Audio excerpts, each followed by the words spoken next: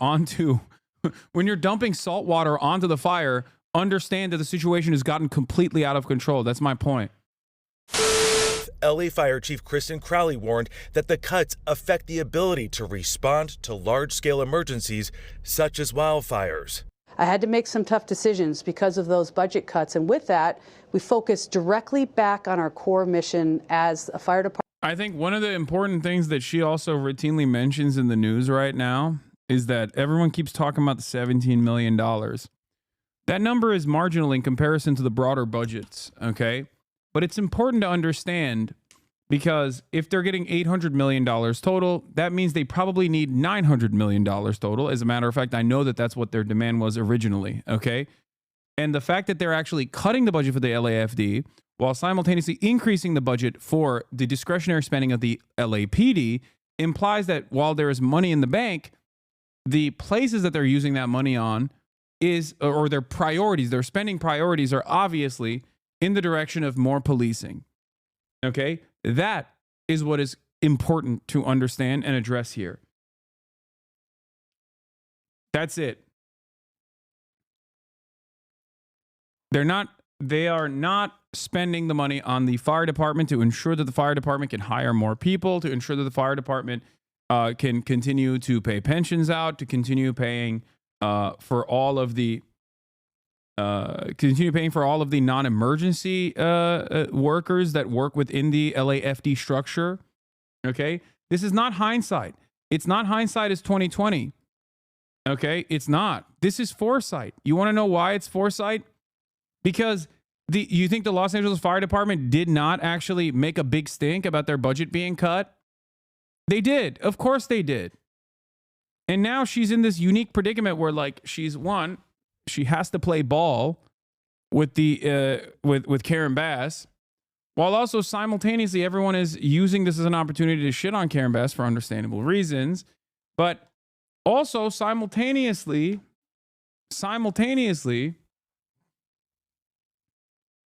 the other aspect of this story, is that even if they had $100 million extra dollars, like, this is unprecedented wind speeds. Okay, so she does make the point about how unprecedented these wind speeds are and how dry the vegetation is, and therefore, who knows how much of the fire that they could have prevented from spreading, even if they had $100 million extra dollars. I'm sure, like, I don't know what that calculation is. I don't know if like in Pasadena, for example, would they have been able to stop the spread of the fire and only have 50% of the houses getting burned down? Like, would they have been able to prevent an additional 25% of houses? Probably, but I don't know.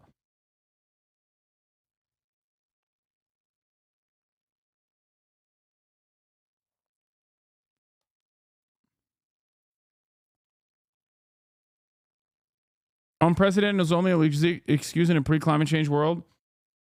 I mean, it still is unprecedented. It's not precedented if it's unprecedented. Okay. The CWPP Community Wildfire Protection Plan in place for LA County is public info and has a map of highly at-risk areas that should have been mitigated to prevent exactly what's happening.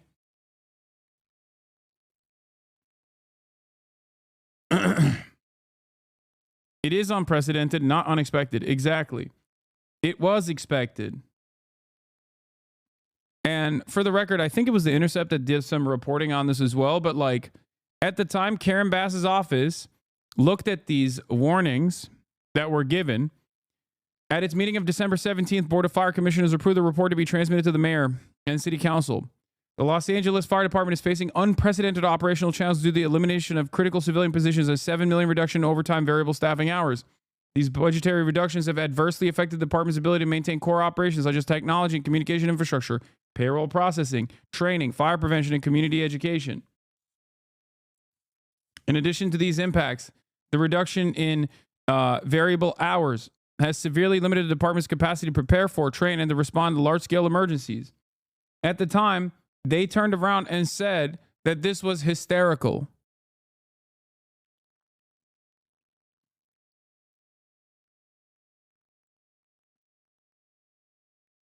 Okay? At the time, the Karen Bass's own spokesperson was asked about these fears that the Los Angeles Fire Department was presenting. I typically disagree with your points, but I agree with this one. It's such a crazy disaster to make it political as wild. It's like situations with hurricanes in Florida and people blaming DeSantis. She was also pressed to make cuts, I'm sure, from both sides, so she did just that.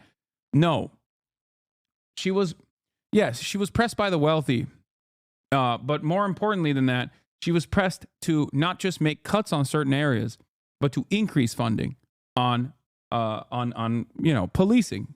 Okay, there was a tremendous number of people who are right now complaining about the LAFD budgets being cut that were the number one advocates for the LAPD to get more funding.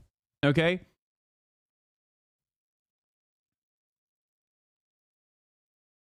No one was pressing her to cut the Los Angeles Fire Department budgets.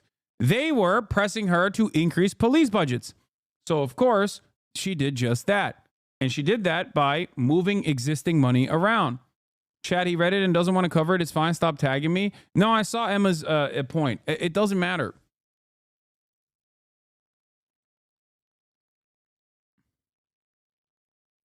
When, and police departments do this as well. Okay. People say like, oh, defunding. They defunded the police. And half the time when they're talking about defunding the police, they're actually talking about like the police getting, instead of $100 million extra dollars that year, getting $99 million extra dollars. Okay. And then they consider that to be defunding. There is truth for that for the fire department as well. Okay.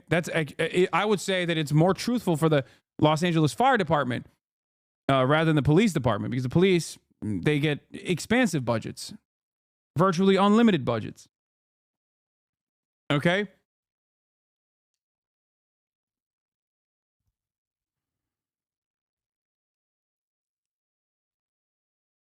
When you cut, when the LAFD is like demanding $900 million for better fire prevention methods, all this stuff, okay, and they're only getting 800, and then on top of that, their discretionary spending is being cut by like 17 million.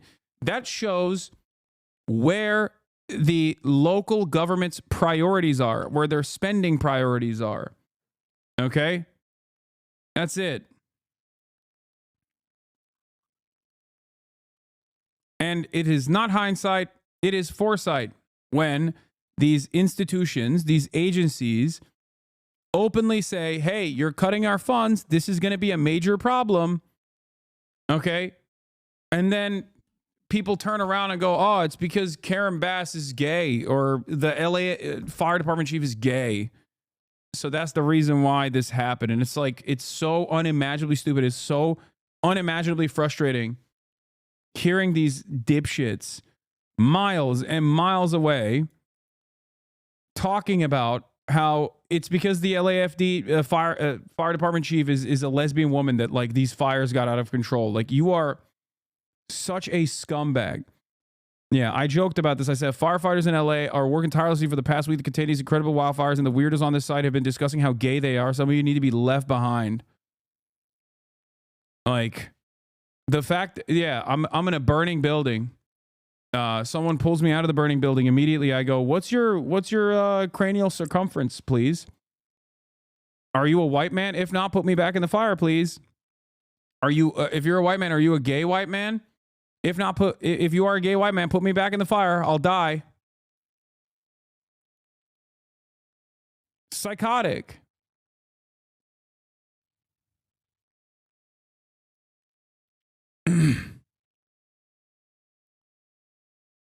Department and EMS provider.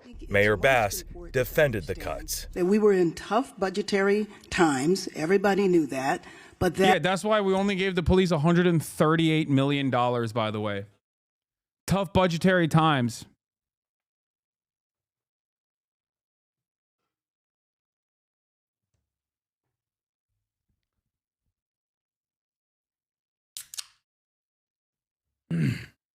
that the impact of our budget really did not impact what we've been going through over the last few days. And the wind event that fueled this disaster, incredibly rare. It happens about once every 3 This headline was the LAFD. Yeah, I saw this.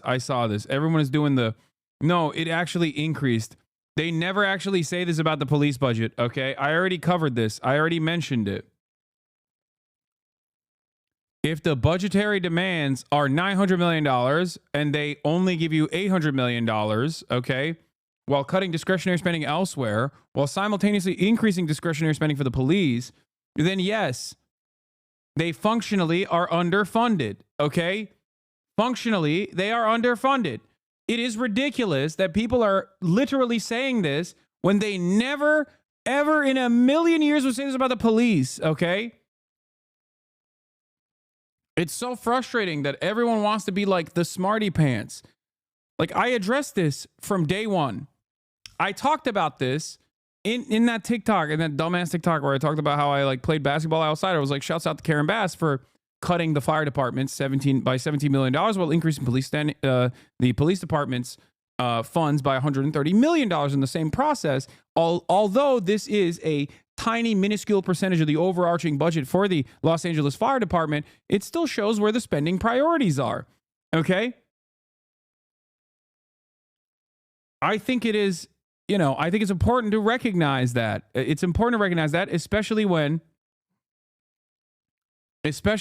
here, this is a good example. People defending Karen Bass, LA City Council, LAFD requested 301 new positions in last year's budget. Instead, Karen countered with a proposal to slash 71. Don't fall for propaganda. If we do not hold politicians accountable for their massive failures, the next crisis will be worse.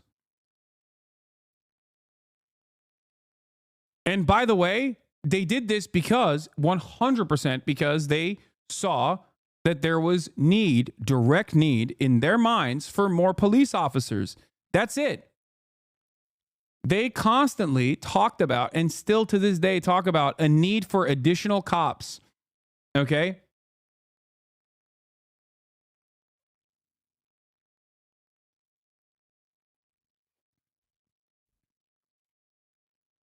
Understand that.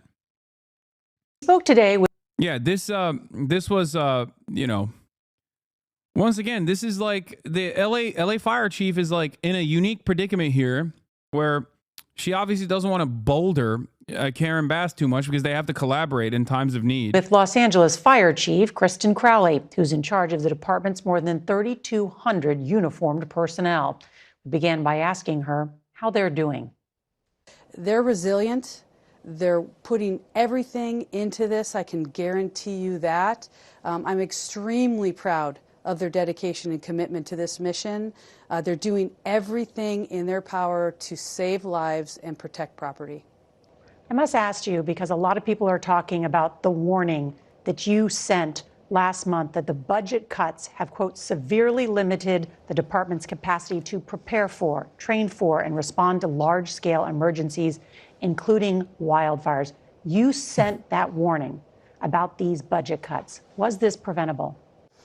I tell you, from the budget cut side of things, when there's a $17 million cut in our budget, operating costs, immediately from that point, I had to make some tough decisions. I looked at some other duties and responsibilities that we do as a fire department and had to focus right back on the training of our firefighters and also our ability to respond to the everyday fires and EMS. It's also a unique position because, again, because the fires are so expansive and everywhere at the same time, unless you have, firefighters, like every single citizen is also a trained firefighter, it's going to be quite difficult to combat all these fires. Like, there's always going to be larger problems that they cannot tackle. Okay? So understand, do you like this person or is she another government crony? Dude, she's the freaking fire chief, man. She's the Los Angeles Fire Department's fire chief. What do you mean government crony?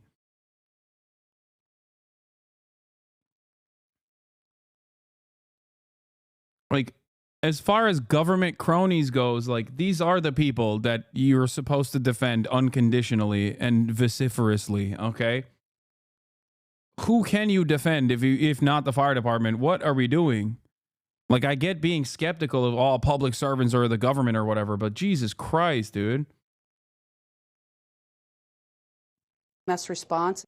Would that $17 million that had been cut from your budget have made a difference in this fight?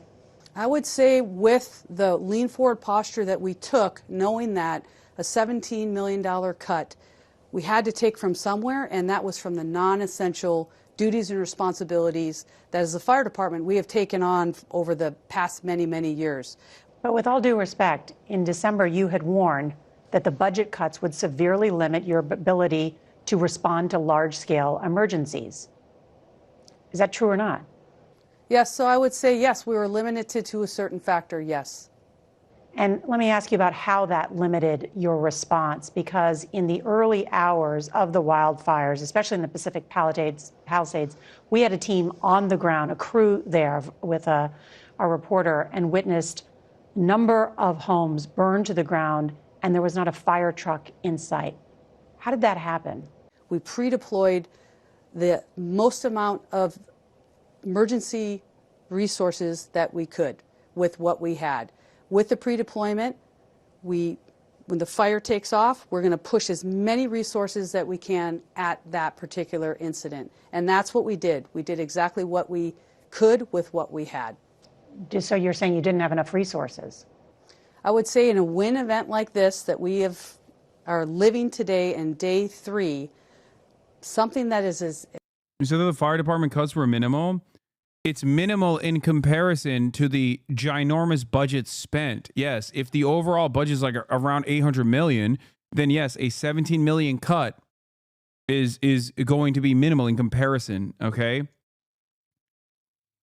But it doesn't matter because they need 100 extra million on top of that. And if it's going in the opposite direction of their need, that means that they're underfunded. That's it. That's the point.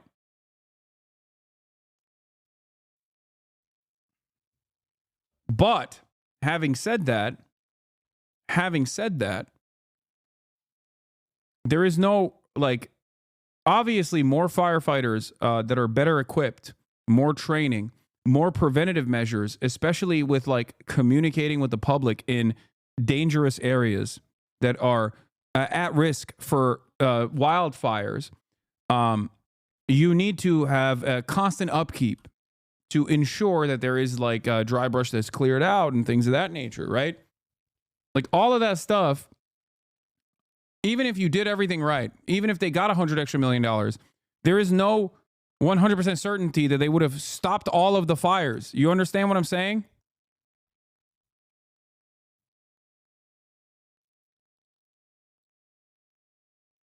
Like there's always going to be a limit to how much prevention and how much combating of the existing fires that they, how many resources you could throw at a problem when the problem becomes too large.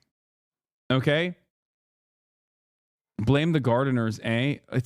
That's not what I'm saying. Use James Wood tears to negate fire. Like her point here is that regardless of the underfunding, it's 100-mile winds. 100-mile wind will carry embers to unpredictable places. That's precisely the reason why the Palisades fire basically erupted out of nowhere and carried it all the way to the coastline in a matter of like 2 hours. That's insane. It was basically a fire hurricane. You understand?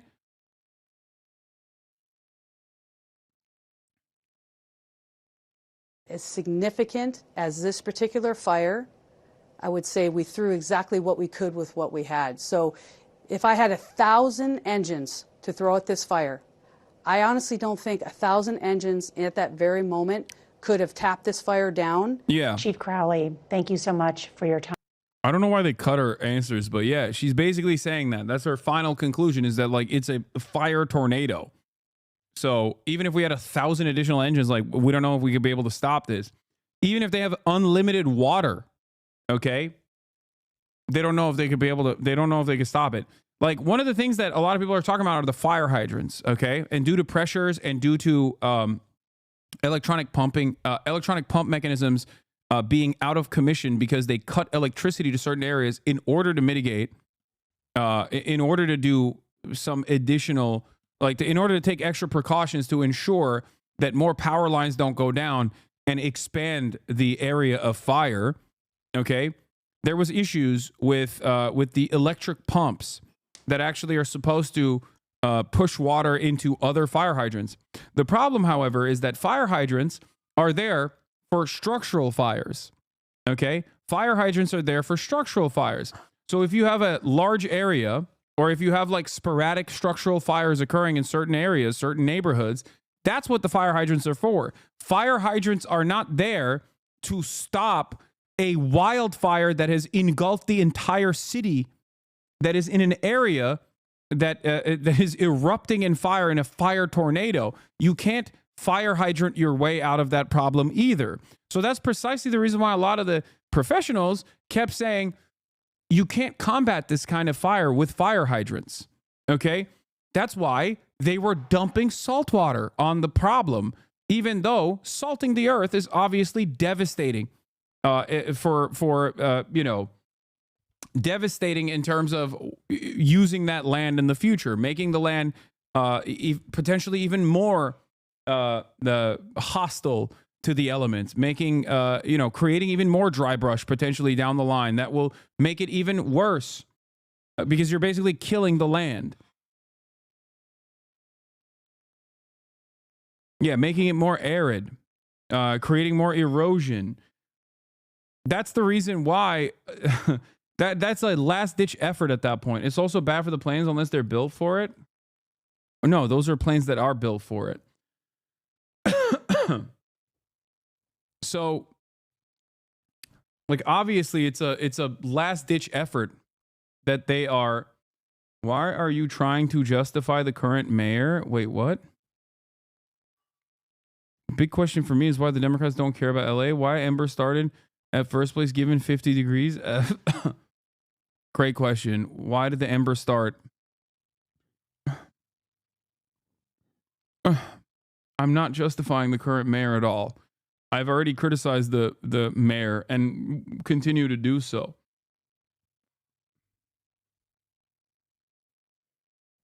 I think it's difficult for you to understand that I'm just explaining to you how complex the situation is, and a black and white solution to this kind of issue is always going to be endlessly reductive and also will cause you to hyper focus on random things or greatly overemphasize certain aspects of the problem while refusing to recognize other contributing factors. Time, and we're thinking of you and all the firefighters. I want to make sure the community knows our firefighters are absolutely doing everything that we can, and I am certainly proud of how hard and dedicated they are working to save lives and property. Well said. Thank you, Chief. Why are you trying to spread the insane conspiracy theory that fires will burn even when it's cold outside? Seems very sus. Yeah, I know.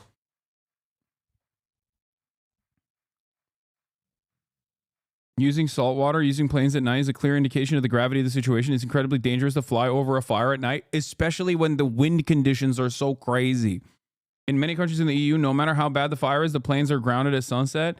Yeah, it is an act of desperation when you're dumping salt water onto the fire. Understand that the situation has gotten completely out of control. That's my point.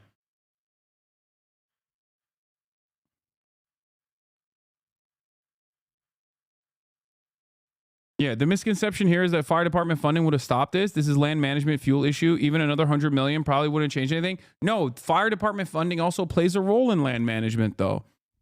Like for example, I'll tell you this much. I briefly covered this earlier, but it bears repeating. Okay, the fire department, for example, could communicate with neighborhoods like the Pacific Palisades on what the best practices are in terms of like harm mitigation, in terms of like the likelihood that this is a potential area of impact. They can go in ahead of time and make sure that certain types of trees, for example, are not so close to the houses, or clearing, making sure that there's like rigorous fire prevention, fuel prevention, in terms of like clearing out the dry brush out of your houses, things of that nature. It's just like funding would help in that regard as well. So this is a very complex situation where more funding does absolutely help, not just in prevention, but also in mitigation. Okay. But it's not necessarily, but at the end of the day, if there are 100-mile winds that are carrying embers all over the place, then yeah, you're going to run into a problem regardless. You're going to run into these issues regardless.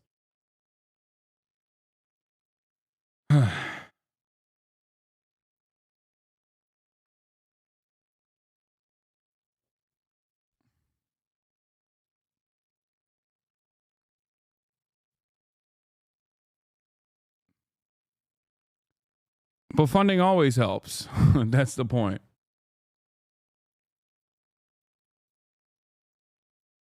A resident who lives right by Eaton Canyon captured the moment the Eaton fire sparked right into the transmission tower on the east side of the canyon. We don't know yet. We do not know if this is the responsible party. I don't think that there's any reason to just like speculate at this point.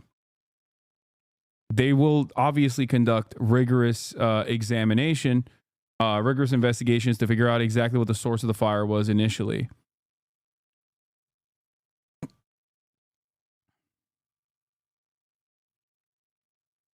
I work logistics in a major metro area fire department in Texas, and due to lack of working well with others, I can guarantee that all the money in the world couldn't have made this event better. Cooperation and mutual aid is one of the things that separately funded public organizations just don't jive well.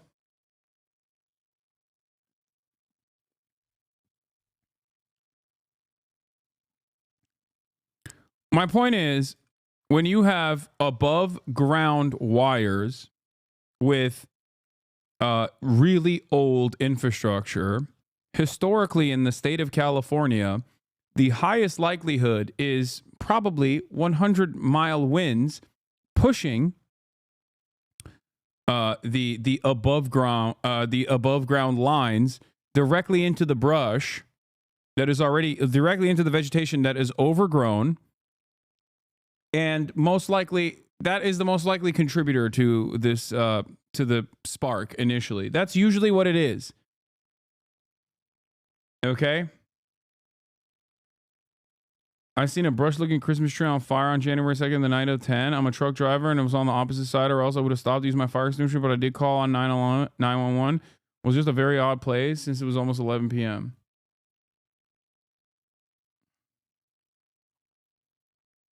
Yeah, here, this is a great example of this, obviously. California's deadliest wildfire in history started when an uninspected 100-year-old metal hook holding up a high-voltage line wore out, dropped the cable, which sparked against the steel tower holding it up. 85 people died. Okay? I'm not saying that this was yet another instance of this exact same thing happening, but make no mistake, this is usually